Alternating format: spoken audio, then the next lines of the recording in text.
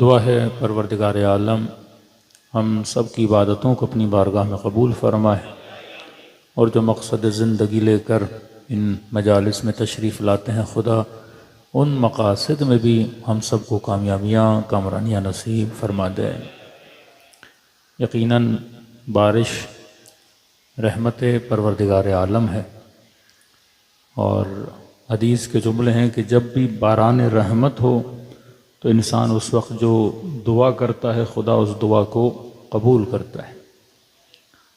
لیکن ہو سکتا ہے کسی کے ذہن میں سوال پیدا ہو، اگر بارش رحمت خدا ہے تو پاکستانیوں کے لیے زحمت کیوں ہے؟ ایک چیز کو خدا بولے کہ یہ رحمت ہے، لیکن یہی رحمت کسی قوم کے لیے کیا بن جائے؟ زحمت بن جائے۔ تو کبھی کبھی نعمتیں بھی زحمت بن جاتی ہیں اگر انسان اس نعمت کو صحیح طریقے سے استعمال نہ کرے۔ اولاد نعمت خدا ہے، لیکن پروردگار عالم کہے کہ یہی اولاد کبھی کیا بن جاتی ہے؟ فتنہ بن جاتی ہے۔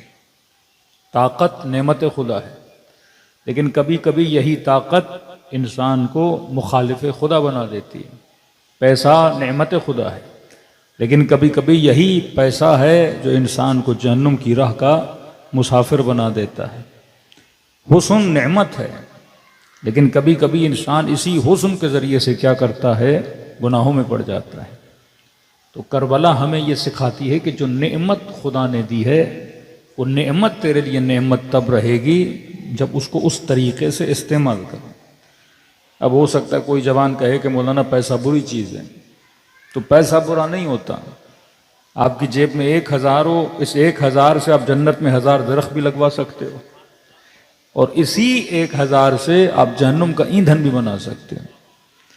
کبھی بھی کوئی چیز بری نہیں ہوتی، چیز کو استعمال کیسے کیا جا رہا ہے وہ اچھا ہے یا برا ہے۔ آپ کا موبائل ہے، آپ کی مرضی، آپ جیسے استعمال کرو۔ میرے سامنے یہ لاؤڈ ہے، آج یہاں لگا، ہو سکتا ہے کل لگانے والے کسی گانے کی محفل میں لگا دیں، تو آپ کہو کہ مائک کو توڑو۔ بھائی مائک کا کیا قصور ہے؟ اس کا تو کام یہی ہے کہ یہ ریفلیکشن دے اور آواز کو باہر پھینکے۔ اب لگانے والے کا مسئلہ ہے کہ وہ مائک کس منہ کے سامنے رکھتا ہے؟ کیا اس زبان کے سامنے رکھتا ہے جو ذکر حسین کر رہی ہے، یا اس زبان کے سامنے رکھتا ہے جو ذکر شیطان کر رہی ہے؟ تو کبھی کبھی رحمت بھی زحمت بن جاتی ہے۔ کب؟ جب انسان اس کے صحیح طریقے کو استعمال نہیں کرتا۔ تبھی قرآن بار بار کہتا ہے وَاعْتَبِرُوا يَا أُولِي الْأَلْبَابِ، عبرت لو اے صاحب لب۔ صاحب لب کسے بولتے ہیں؟ لب کہتے ہیں مغز کو۔ اللہ کہتا ہے اللہ کی رحمتوں سے، نشانیوں سے، یہی چھوٹی موٹی بارش یا زیادہ بارش برسے، اس سے انسان اگر دماغ استعمال کرے تو یہ چیز رحمت ہے، اگر دماغ استعمال نہ کرے تو یہی چیز کیا ہے؟ زحمت ہے۔ کہا نعمت وہ استعمال کر سکے گا جو صاحب لب ہے۔ صاحب لب کون ہے؟ صاحب مغز۔ جنت وہی جائے گا جو صاحب مغز، در علی پہ وہی آئے گا جو صاحب مغز، ہدایت اسی کو ملے گی جو صاحب مغز، قرآن پڑھ کے ہدایت وہ لے گا جو صاحب مغز۔ لیکن اگر مغز نہیں ہے اور بندہ قرآن پڑھ رہا ہے تو اللہ کی آواز آتی ہے یہدی بہ کثیرا ویضل بہ کثیرا۔ اسی قرآن کے ذریعے کئی لوگوں کو ہدایت مل گئی، اور اسی قرآن کی آیتیں پڑھ کر کئی لوگوں نے کیا کر دیا؟ گمراہ کر دیا۔ کفر کا فتویٰ لگا قرآن کی آیت پڑھ کے، شرک کا فتویٰ لگا قرآن کی آیت پڑھ کے، اپنی جعلی جھوٹی حکومتوں کو شرعی حکومتیں بنایا قرآن کی آیتیں پڑھ کے۔ یہ جو خود کو اولی الامر و حاکم شرعی کہتے ہیں وہ کیا پڑھتے ہیں؟ قرآن کی آیتیں پڑھتے ہیں۔ ہر مفتی، ہر مولوی کیا پڑھ رہا ہے؟ قرآن کی آیتیں پڑھ رہا ہے، لیکن فرمان نہیں، ہدایت وہ پائے گا۔ قرآن رحمت ہے کہ نہیں؟ لیکن یہی آیتیں پڑھ کے ان آیتوں کو باعث زحمت بنا دیا جائے اور امت کا قاتل بنا دیا جائے۔ کس کے ذریعے سے؟ قرآن کی آیتوں کے ذریعے سے۔ اب کا گمراہ وہ ہوگا جو صاحب مغز نہیں ہے، ہدایت وہ پائے گا جو صاحب مغز ہے۔ اب تصور کریں، ایک طرف 72 مغز، دوسری طرف 30,000 مغز ہیں، اور اس 30,000 میں ایک مغز ایسا تھا جو ہدایت پا کے حسین کے لشکر میں شامل ہوا۔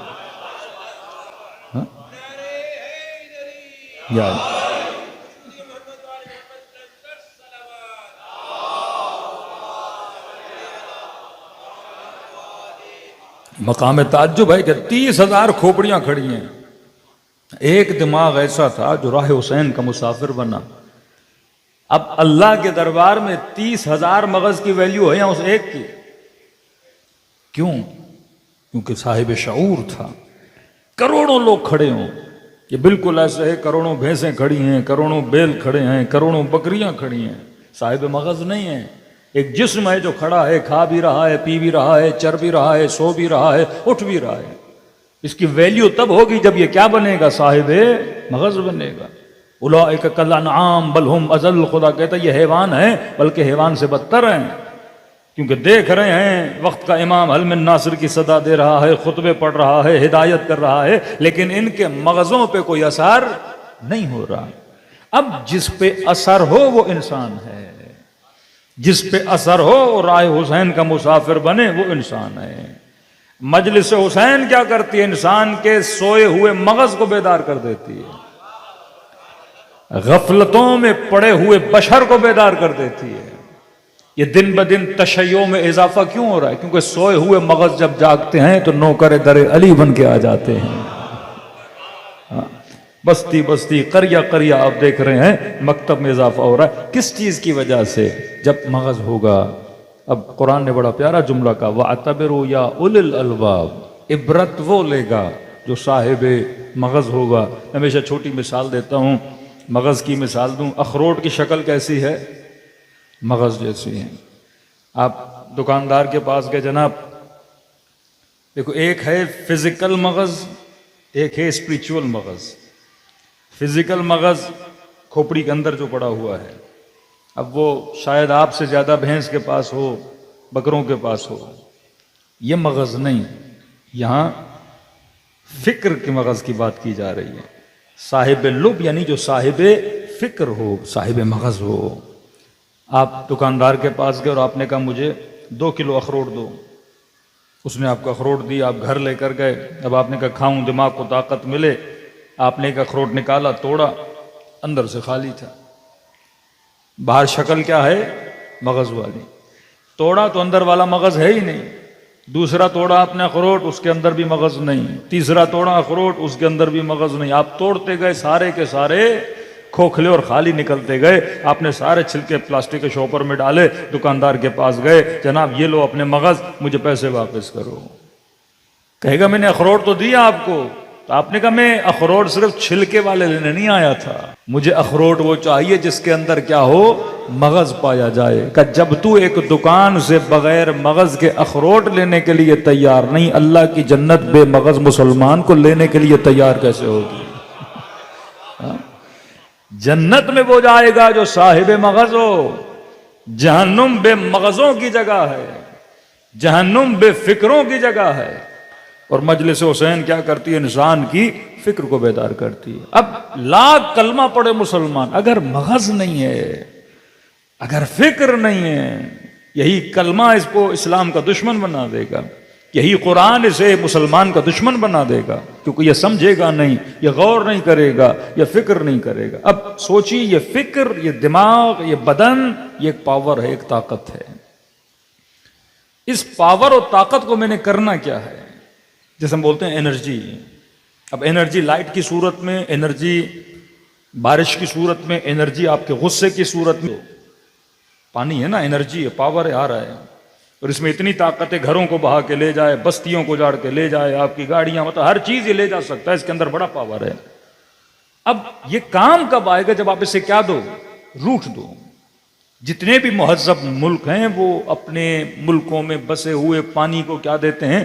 روٹ دیتے ہیں، یا اسے ڈیم میں ڈال دیتے ہیں، یا ایک ایسے روٹ دیتے ہیں وہ زمینیں جہاں پانی نہیں ہے وہاں پانی چلا جاتا ہے۔ لیکن اگر آپ اسی پانی کو روٹ نہیں دو گے، یا پانی آپ کا کیا بن جائے گا؟ دشمن بن جائے گا۔ سمپل ہے، زندگی میں بھی جب تک اپنے غصے کو روٹ نہیں دو گے، اپنی انرجی کو ایک راستہ نہیں دکھاؤ گے، یہی انرجی خمینی شاہ کے خلاف استعمال کرتے ہیں، حکومت بنا دیتے ہیں۔ یہی انرجی آپ کئی انگریزوں کو دیکھتے ہیں، اپنی ساری انرجی نائٹ کلبز میں جا کے استعمال کر دیتے ہیں، ناچ کر، گانا گا کر، یہ ملک کے اندر جتنے جوان ریپ سنگر پیدا ہو رہے ہیں، یہ کیا کر رہے ہیں؟ آپ کے نوجوانوں کی انرجی کو غلط راستے پہ کیا کر رہے ہیں؟ لگا رہے ہیں۔ وہ انرجی یا ناچنے پہ لگ رہی ہے، یا ڈانس پہ لگ رہی ہے، یا گانے پہ لگ رہی ہے، یا نشہ کرنے پہ لگ رہی ہے۔ ان کی پوری انرجی کیا ہوتی جا رہی ہے؟ ویسٹ ہوتی جا رہی ہے۔ جس طرح آپ بارش کے پانی کو ویسٹ کر رہے ہو، سارا کے سارا پانی نالے کے پانی میں مل جائے، سمندر کے اندر آپ، مطلب خدا نے اتنا پروسیس کر کے آپ کو میٹھا دیا، آپ نے سارا میٹھا پھر کھارے میں ڈال دیا۔ کیا فائدہ؟ بندہ صبح سے شام تک نمازیں پڑھے لیکن دل میں اہل بیت کی محبت کو نہ رکھ کے اپنی نمازوں کو کیا کر دے؟ نجس کر دے، کوئی فائدہ ہی نہیں ہے نا۔ آپ نے عبادتوں کو روٹ دینا ہے، آپ نے اپنی فکر کو راستہ دینا ہے۔ آج افکار کے چور معاشرے میں بہت ہیں،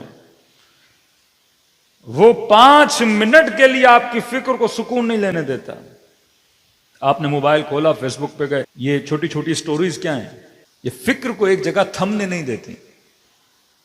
یہ مائنڈ اس سے کتنا ڈیمیج ہوتا ہے یہ آپ کو نہیں پتا کہ آپ نے 10 سیکنڈ کا ایک کلپ دیکھا، اس میں مثلا نوحہ تھا، چلو اچھی چیز ہے، پھر آپ نے اوپر کیا گانا آ گیا، پھر آپ نے اور اوپر کیا کوئی اور چیز آ گئی، پھر آپ نے اور اوپر کیا کوئی کامیڈی کی چیز آ گئی، پھر آپ نے اور اوپر کیا کوئی غم کی چیز آ گئی، پھر آپ نے اور اوپر کیا، مطلب ڈفرنٹ ایموشنز، ڈفرنٹ امیجز۔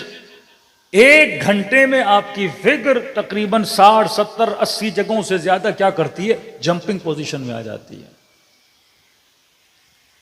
پہلے لوگ 1 گھنٹہ موبائل پہ بیٹھ کے کوئی مجلس سن لیتے تھے، کوئی لیکچر سن لیتے تھے، ابھی آپ کی فکر 6 منٹ بھی بہت بڑی بات ہے کسی چیز کو برداشت کریں۔ آج کے مولوی کا کلپ بھی ہوگا 1 منٹ، اس سے زیادہ دماغ برداشت نہیں کرتا، کہتا ہے نیکسٹ موو کی طرف جاؤ۔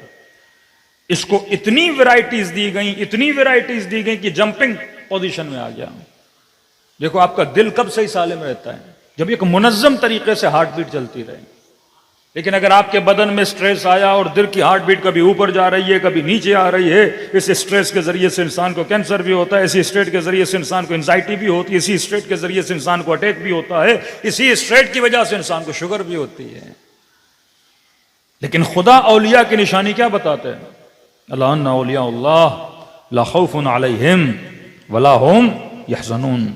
اللہ کے جو ولی ہیں ان کے دلوں میں نہ خوف ہوتا ہے نہ حزن ہوتا ہے۔ پھر کہا الا بذکر اللہ تطمئن القلوب، کہ اللہ کے ذکر سے دل مطمئن نہیں ہوتا۔ پھر امام حسین فرمائے، امام حسین کے لیے پروردگار عالم کا جملہ، یا ایھۃ النفس المطمئنہ ارجعی الی ربک راضیۃ مرضیہ، فرمایا اے نفس مطمئن، ایسا نفس جس کے وجود میں ٹھہراؤ ہے، جس کے وجود میں جمپنگ نہیں، ٹھہراؤ ہے۔ اے نفس مطمئن، تیرا رب تجھ سے راضی، تو رب سے راضی ہو جا۔ مطلب رب تبھی راضی ہوتا ہے جب وجود کے اندر کیا پایا جائے؟ ٹھہراؤ پایا جائے۔ یہ بھی شکر کرو کہ کم از کم 1 گھنٹے کی مجلس سننے کی کیپیسٹی ابھی آپ میں باقی ہے، ورنہ ہو سکتا ہے آگے جو مجالس ہوں مولانا 10 منٹ پڑھیے، وجود میں برداشت نہیں ہے، تن بھی بیمار ہے، من بھی بیمار ہے۔ کسی مومن کو کہو 10 منٹ آنکھیں بند کر کے بیٹھ جاؤ، نہیں بیٹھ سکتا، اتنی بے چینی اس کے وجود میں ہے، اس کی فکر سے بیٹھنے نہیں دیتی، کیونکہ ہم نے فکر کو نشے کا عادی بنا دیا، ہم نے فکر کو سکون کا عادی نہیں بنایا۔ فکر کا کام ہے چیزوں کی جستجو میں نکلنا۔ اب آپ، بعض لوگ کہتے ہیں مولانا جب نماز ہم پڑھتے ہیں تو مولانا یہ دنیا جہاں کے خیالات نماز میں آتے ہیں۔ میں نے کہا خیال کا کام ہی خیال لانا ہے۔ آپ کہو کہ خیال، میرا خیال کیوں لا رہا ہے؟ بھائی وہ خیال کا نام ہی خیال ہے تو کیا لائے گا؟ خیال ہی لائے گا نا آپ کے ذہن میں۔ آپ کبھی بھی 10 منٹ کے لیے اپنے خیال کو روک نہیں سکتے، ہاں آپ روٹ دے سکتے ہو، جس طرح بارش کو روٹ دینا ہے، غصے کو روٹ دینا ہے۔ غصہ ہر انسان کے وجود میں ہے، غصہ نکالنا ضروری ہے، لیکن کہاں نکالوں؟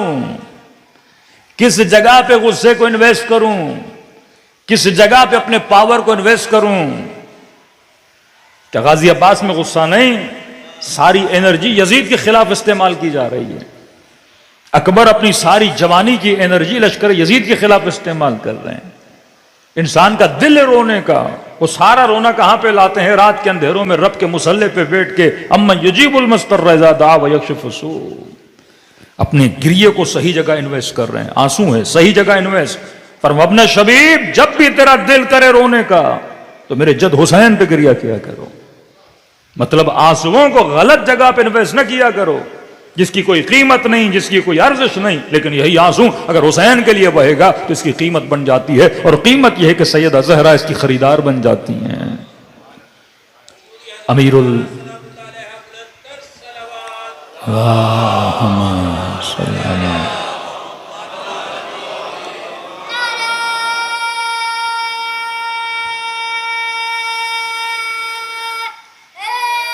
یا اللہ صلی اللہ محمد من یشری نفسہ ابتغاء مرضات اللہ. امیر المومنین نے کس کی مرضی خریدی؟ اللہ کی مرضی خریدی نا. اپنی ساری انرجی شب ہجرت موت کے بستر پہ لگا دی، اپنی ساری انرجی جنگ احد میں رسول کے دفاع پہ لگا دی. اور دیکھیے علی اپنے غصے کو روٹ کیسے دے رہے ہیں. ظالم کے سینے پہ سوار ہیں، امیر المومنین کے چہرے پہ لعاب دہن پھینکا. آپ 5 منٹ سوچو، ایک بندہ فل پاور میں ہے، مطلب کوئی ڈی ایس پی، کوئی ایس پی، کوئی جرنل، فل پاور کے اندر، اور اگلا بندہ اس کی توہین کرے تو کیا کرتے ہیں پاکستانی جرنل؟ ایسی کی تیسی کر دیتے ہیں لوگوں کی نا، کیونکہ پاور کا نشہ ہے نا کہ جناب مجھے کون روکے گا، میں کس میں ہوں؟ پاور کے اندر ہوں نا. علی جرنل ہیں، پاور اتنا کہ دشمن علی امیر المومنین کا گھٹنا اس کی گردن پر ہے، ابھی اس کا سر قلم کرنے والے ہیں. وہ پتا ہے میں زیر ہوں، علی نے زیر کر دیا ہے. امیر المومنین کے چہرے پہ لعاب دہن پھینکتا ہے. 5 منٹ کی سوچ کے تو بتائیے، اگر آج کے افسر کے ساتھ کوئی کرے، اگر آج کے پاورفل آدمی کے ساتھ کوئی کرے، آپ کو پتا ہے اس ملک میں کیا ہو جاتا ہے. یہاں نیچر دیکھو کہ کوئی بندہ اپنے غصے کو کون سا روٹ دے رہا ہے، اور امیر المومنین اپنے غیظ و غضب کو کون سا روٹ دے رہے ہیں. فرمایا جب چہرے پہ لعاب دہن پھینکا تو فوراً جس کا سر قلم کر رہے تھے، علی نے سر قلم نہیں کیا، اٹھ کے کھڑے ہو گئے. وہ بندہ خود پریشان کہ میں نے چہرے پہ لعاب پھینکا ہے، ہونا تو یہ چاہیے کہ دگنا زور سے میرے گردن کو کاٹا جائے، دبوچا جائے، لیکن مولا علی چہل قدمی کر رہے ہیں، کبھی یہاں جا رہے ہیں، کبھی وہاں. ظاہر انسان کی ایک عزت ہوتی ہے، کوئی اگر آپ کے چہرے پہ لعاب دہن پھینکے آپ کو غصہ تو آئے گا نا. وہ امیر مومنین کھڑے ہو گئے، غصہ ہے مولا علی کو، اس نے توہین کی ہے. مولا کبھی چہل قدمی مطلب چلنا امیر مومنین نے تیز سے شروع کر دیا. دیکھنے والے دور سے دیکھ رہے ہیں، ارے علی نے زیر کیا، سر قلم کرنے والے ہیں، لیکن ابھی سر قلم نہیں کیا. یا رسول اللہ علی کیا کر رہے ہیں؟ کہ جب علی آئے تو علی سے پوچھنا. چہل قدمی کرنے کے بعد پھر لائی کے سینے پہ سوار ہوئے، پھر اس کا سر قلم کیا. اب جب واپس جانے لگے تو صاحب نے کہا کہ علی آپ نے پہلے سر قلم کیوں نہیں؟ امام نے فرمایا علی ہمیشہ دشمن خدا پہ وار کرتا ہے، میں نے کبھی بھی اپنی ذات کے لیے جنگ نہیں لڑی. عبادت خالص، جہاد خالص، روٹس خالص.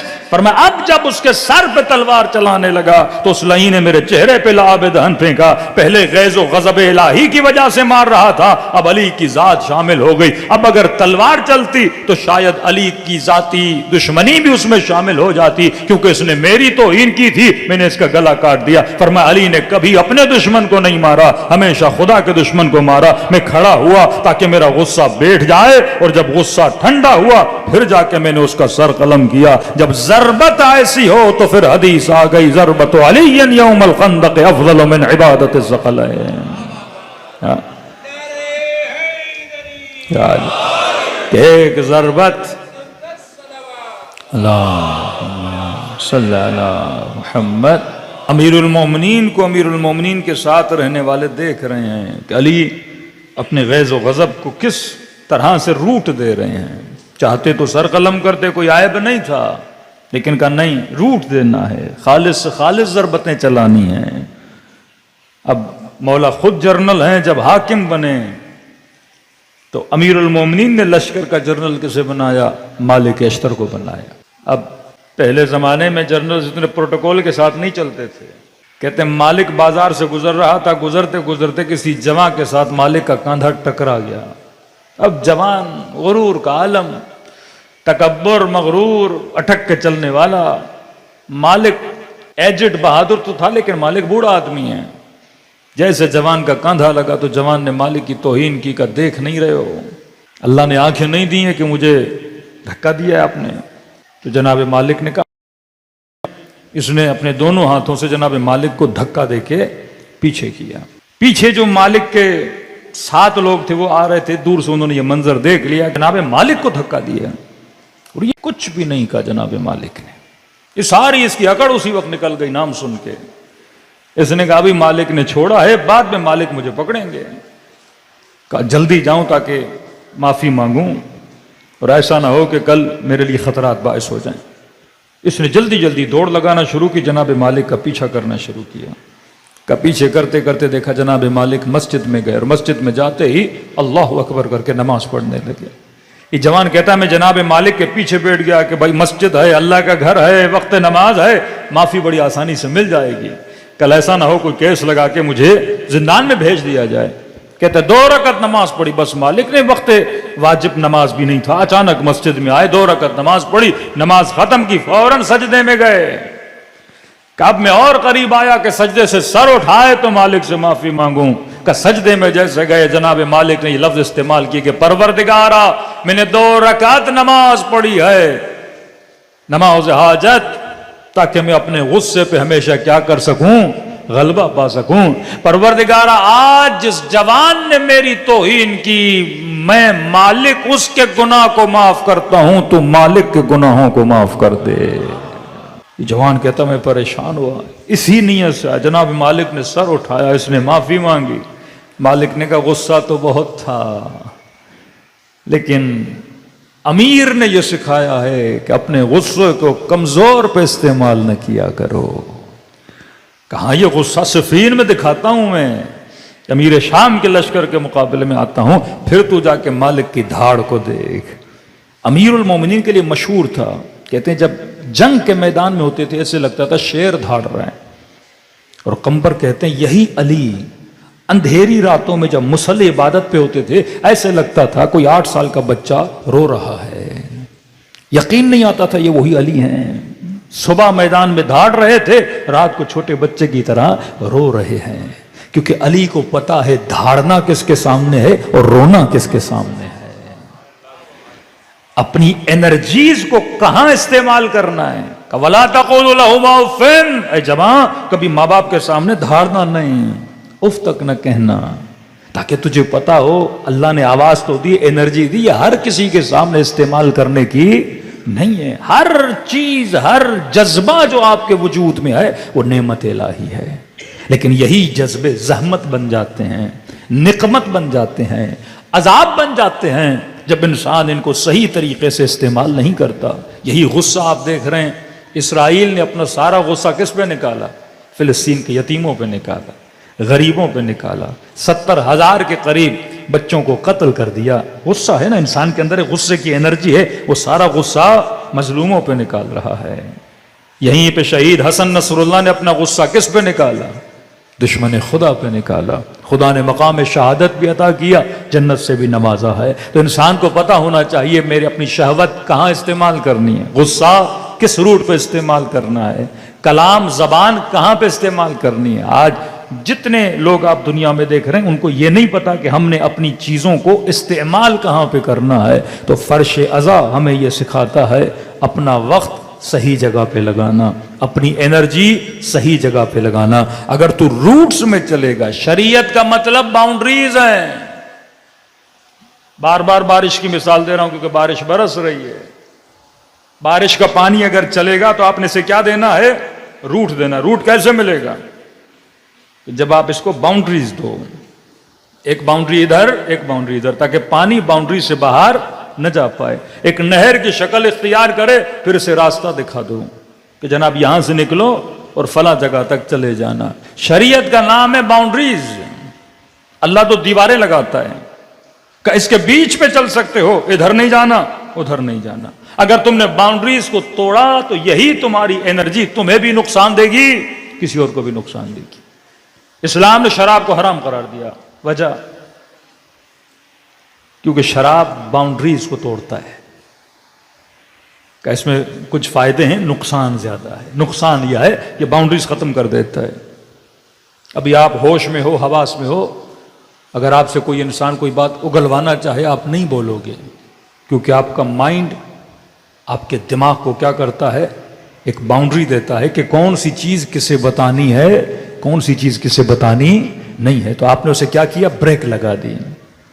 لیکن یہی انسان نیند کی گولی کالے نشے کے عالم میں ہو، دماغ میں ہوتا تو ہے کہ بتانا نہیں، پر خود کو روک نہیں پاتا کہ وہ باؤنڈریز کیا ہو جاتی ہیں؟ ختم ہو جاتی ہیں. معصوم فرماتے ہیں کوئی ایسا حرام نہیں، کوئی ایسا حلال نہیں. حیوانات میں اگر خدا نے کسی حیوان کو حلال قرار دیا، آپ میڈیکلی اسے حرام پروف نہیں کر سکتے. اللہ نے کہا شراب حرام ہے، دنیا کے سارے ڈاکٹرز کے آرٹیکلز پڑھ لو، سارے کہتے ہیں شراب انسان کی صحت کے لیے کیا ہے؟ نقصان دہ. آپ کسی بھی ڈاکٹر سے پوچھو کہ بکرے کا گوشت مفید ہے یا سور کا گوشت مفید ہے، وہ جو سور کھاتے بھی ہیں بولتے ہیں کہ سب سے زیادہ کسی گوشت میں اگر بیکٹیریاز پائے جاتے ہیں وہ کس کا گوشت ہے؟ سور کا گوشت. آپ 1 گھنٹہ بکرے کا گوشت باہر رکھو، 1 گھنٹہ سور کا گوشت باہر رکھو، ود ان 1 آور سور کے گوشت میں کیڑے پڑ جاتے ہیں. کیپیسٹی آف بیکٹیریا ایکسپٹ کرنے کی اس میں زیادہ ہے، اس میں کم ہے. کیونکہ خوراک بتاتی ہے. ہر وہ جانور جو اللہ نے حلال قرار دیا وہ ویجیٹیرین ہے، گوشت نہیں کھاتا.